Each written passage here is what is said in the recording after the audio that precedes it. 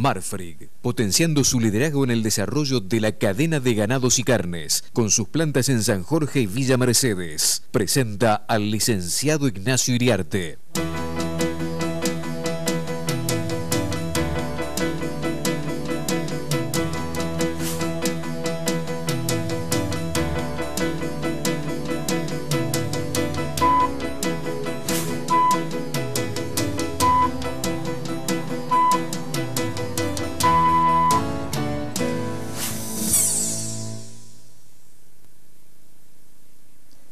El gusto de saludar a Ignacio Iriarte, a quien ya estamos viendo. ¿Cómo te va, Nacho? Buen día. ¿Qué tal, Silvio? ¿Cómo te va? La verdad que muy bien. Bueno, viéndote allí, confirma que tu estadía, como vos habías anticipado, va a tener por algunos días más en España, que de acuerdo a los datos que nosotros venimos teniendo, de acuerdo a lo que marca la prensa internacional, está bajando el número de contagios en relación al porcentaje que venían teniendo, ¿no? ¿Cómo lo viven allí a esto? Mirá, y está bajando, tal por como se preveía, el número de muertos. El número de muertos estaba en el orden de los 800 a 950 personas por día, con altibajos a la suba, pero con una tendencia clara a la suba. Y tal cual como se esperaba, en estos días ha empezado a bajar. Baja de una manera serrucho, no baja de una manera permanente, pero la tendencia es claramente a la baja. Ayer, como una excepción, venía en el orden de los 600, 650 fallecidos, y ayer fue 750, pero anticiparon que ya no estás en el orden rozando los 1000 muertos diarios. Ahora, acá hay dos noticias. Bueno, acá puedes acceder en las redes a dos noticias. La primera es que es probable que en España y en toda Europa la cantidad de infectados por el coronavirus sea mucho mayor, pero mucho mayor que lo que se calculó, lo que se pudo medir, porque hay una enorme cantidad de gente. Se calcula que puede ser hasta 10 veces lo detectado, que tuvo el virus de una manera muy liviana o lo tuvo de una manera que ni siquiera se dio cuenta. Claro. Y esto también es consecuencia de las primeras investigaciones que se están haciendo en China, pero sobre todo en Italia, que cuando a poblaciones cerradas, que lograron tenerlas cerradas durante mucho tiempo y conocen el número de infectados y de muertos, hay un pueblo en Italia que se logró hacer un testeo de toda la población, y en esa población había muerto una persona y se había infectado y se había zafado otra. Pero resulta que cuando hicieron un testeo amplio de toda la población para ver en un grupo cómo había evolucionado, había 89 personas en ese grupo que le habían tenido la enfermedad y nadie se había enterado. Los famosos asintomáticos que le llaman acá. Asintomático masivo. Y la otra información que hay hoy, que la vas a ver probablemente en los diarios, es que también las autoridades españolas, cosa que están muy cuestionadas por cómo llevaron adelante todo esto, estarían midiendo también mal la cantidad de muertos, porque a alguien se le ocurrió, cerrado en marzo, ver la cantidad de muertos por encima de un mes de marzo normal. La mortalidad es relativamente regular, y ver que el número de muertos en Madrid este año ha sido muy superior a la diferencia que explica el coronavirus, de lo cual se sospecha que mucha gente se murió, se le hizo un certificado de función y se enterró, sin hacerle un análisis que permitiera saber si había muerto o si estaba infectado de coronavirus. Claro. Esa es la novedad de esta. Pero te digo, la tendencia es positiva. Lo que pasa cuando la tendencia es positiva, pasa lo mismo con los precios congelados y con tantas cosas, o el congelamiento del tipo de cambio. Cuando empezás a ver que la inflación empieza a ceder, lo que menos se te ocurre es abandonar la cuarentena. Acá lo mismo, se llama estado de alarma. Yo te diría que va a ser más largo de lo que se supone. Acá se está reclamando urgente una ayuda masiva de la Unión Europea, especialmente de los países más ricos, a los países como España, que están del medio para abajo. Y acá hay una crisis en la ganadería, que la leo todos los días en los diarios, que me llega de todos lados, de toda la ganadería que produce no un producto estándar, sino un producto premium, que va desde cochinillos, corderos, cabritos, y toda la cantidad enorme de carne de cortes finos que produce. Hay mucha gente acá que produce carne muy buena, pero muy buena, que está anotado en ese renglón que se llama Horeca, hoteles, restauración, catering. Es una palabra que ahora se ha impuesto en todos lados, el Horeca con H, y que esa gente está teniendo un desastre absoluto porque hace un mes y medio que no vende absolutamente nada y no tiene los canales comerciales, como nos pasa a nosotros para vender la Hilton en Europa. Cuando vos te especializaste en vender a restaurante, a catering, hotelería, a nivel, muy alto nivel, ahora vos no tenés el músculo para vender la carne masivamente en supermercados. La Argentina tienen el mismo problema porque hay Argentina, el frigorífico que produce cortes finos, que en general en el consumo masivo no figuran, no tienen una preferencia. Te estoy hablando del bife, del cuadril, del lomo, de la tapa de bife, de la tapa de cuadril, la famosa picaña, del ojo de bife. Todos esos cortes están sobrando en la Argentina y en el mundo. Porque no hay Hilton, y esa boca se cerró, y se cerró probablemente, si la situación sigue así, la 481, pues la 481 apunta al mismo segmento, sí. Y además no están abiertos los restaurantes y parrillas en la Argentina, con lo cual hay un sobrante muy grande. La Argentina tiene la experiencia que nos dieron los Kirchner de cerrar las exportaciones y obligar a que cortes, sí o sí se tiene que vender al mercado interno. Tenemos un canal que acá no está aceitado ni aparece, que es el canal de, con fuertes pérdidas, el frigorífico, con la colaboración del supermercado, de las grandes cadenas, de las 4 o 5 grandes cadenas, lo pone en oferta, y es una manera de que salga, de que realice, porque si no, la única que te queda es muy mal venderlo en el mercado interno, que además no tiene aceptación, no hay demanda. A veces ni siquiera es una cuestión de precio. O la otra que te queda es meterlo o congelarlo a la espera que esto se revierta, y está visto que esto va a tardar meses, y quién tiene la capacidad financiera para tener congelado, que por otra parte pierde el precio. Vos sabés que un Rambalón congelado vale mucho menos que un Rambalón enfriado. Entonces, la otra salida que tenés es los supermercados, o congelar, o una instancia que en algún momento se pensó, es meterlo en el conjunto de cortes que está yendo a China. China vos sabés que está recuperando un nivel de actividad económica de sus fábricas. Creo que lo dije en el micro anterior, hace 10 días abrieron 2 millones de restaurantes, reabrieron después de toda esta pausa. Igual China no es un mercado para estos cortes, los vas a tener que meter en el conjunto de cortes, y bueno, y a ver si el mercado chino está muy ávido de vuelta en lo clásico. Han desaparecido todos estos especuladores y estos los que crearon la burbuja de noviembre del año pasado, pero hoy en día la ganadería argentina se le cayó el Hilton, Israel se retiró, se le cayó la venta de cortes en el mercado interno finos, que es un renglón importante de la res y que siempre lo subestimamos, pero hay montones de proveedores de catering, de parrillas, de restaurantes. En Argentina hay muchos restaurantes y parrillas, todo eso se abastece, porque es un canal especial. Ese canal está totalmente bloqueado y cerrado hoy en día. Entonces, es un consumo muy raro, es un consumo de mucha pulpa, mucha milanesa, mucho sobrante de asado, mucho sobrante de corte fino. Ahora, esto que te estoy diciendo, agarrás un diario español y es exactamente lo mismo. Los frigoríficos y los ganaderos dicen: el tipo de carne que nosotros producimos nos resulta muy difícil venderla a través del supermercadismo. El supermercadismo nunca vendió esto porque el público en general no lo demanda. Entonces, en la Argentina tenemos esa salida, te vuelvo a repetir. Una es congelar, que hay frigoríficos que están pensando sobre el cálculo de que esto en algún momento se va a recuperar. La otra es vender a través de ofertas al mercado, a través del canal supermercadista, que es un canal que en otras oportunidades lo ha sacado. El nivel de pérdida es muy importante. Mirá, muy importante. Te tiro un dato con respecto a esto último que decís, te ejemplifico. Un supermercado muy importante vinculado a Coto, lo digo, concretamente vinculado a la venta de carne, está sacando una promoción de ojo de bife por debajo de los 400 pesos, 330 pesos el kilo. Digo, bueno, esto tiene que ver con esto que estás diciendo vos, ¿no? El ojo de bife es, hoy en día, yo te diría casi con el lomo, es el corte más buscado a nivel internacional. El ojo de bife, el ribeye.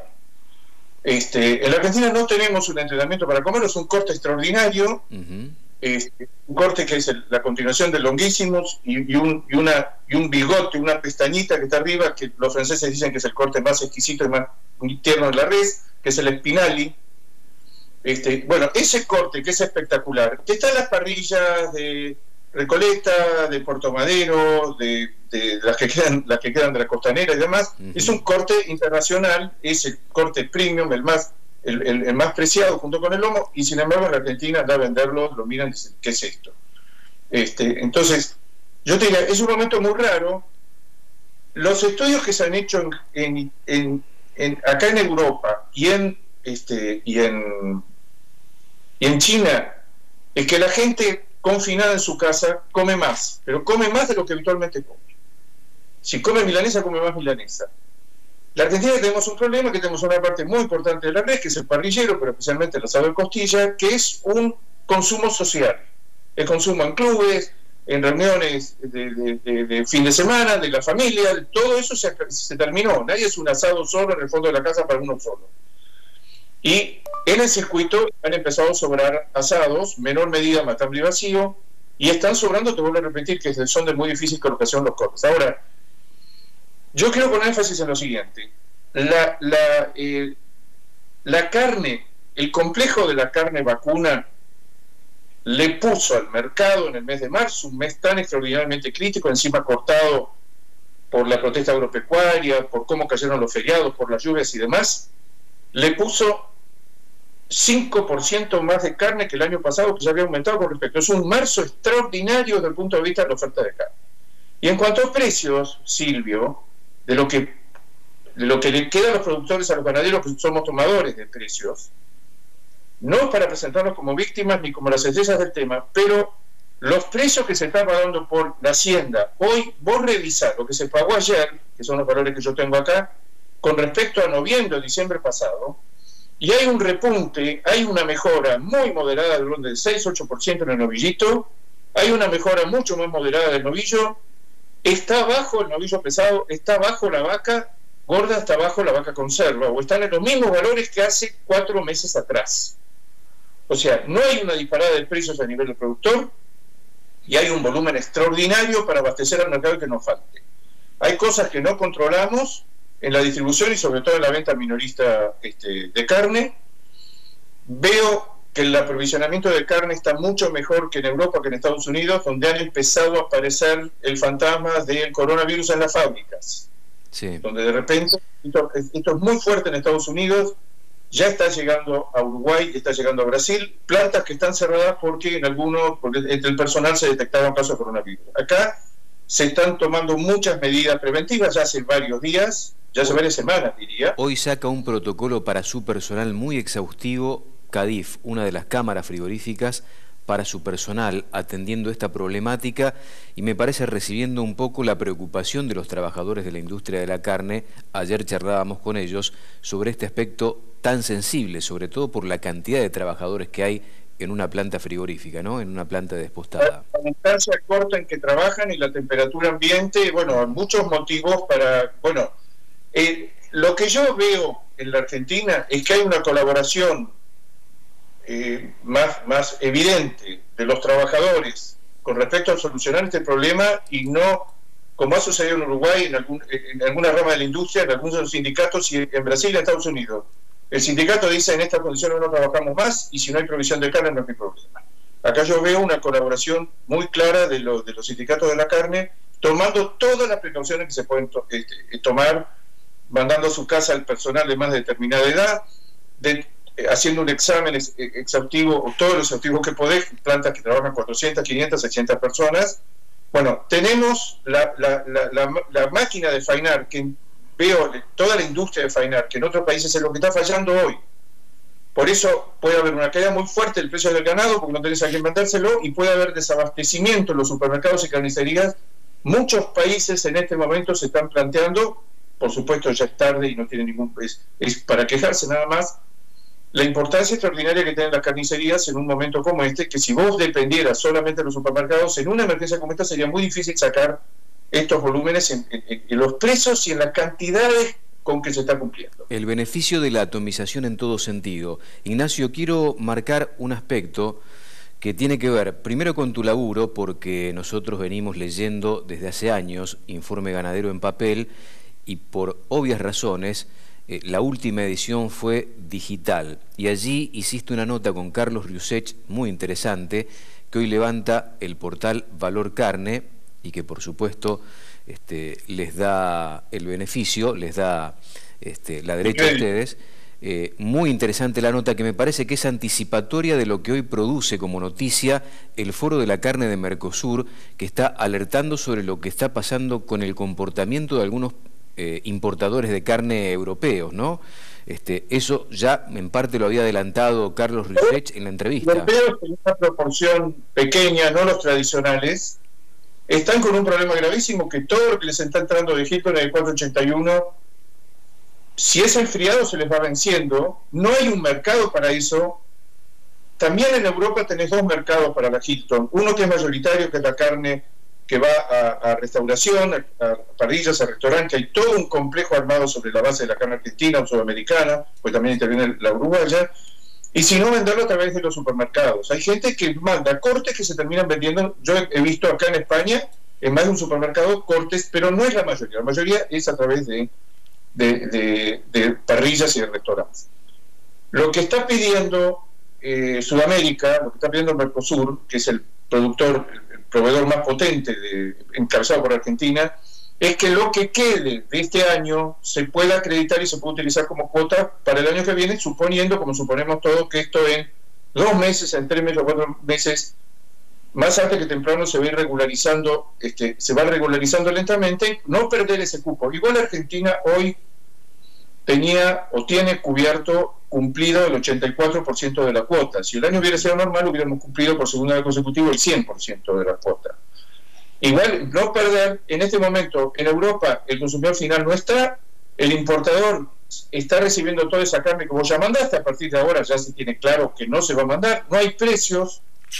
La Hilton en algún momento llegó a estar en los $12.500, $13.000, en buena medida por lo que se preveía en la Argentina, que iban a faltar novillos de oferta Hilton. Argentina, en el enfriado, en Europa, es formador de precios, el único que es formador de precios. En otro es Brasil, en otro es Estados Unidos.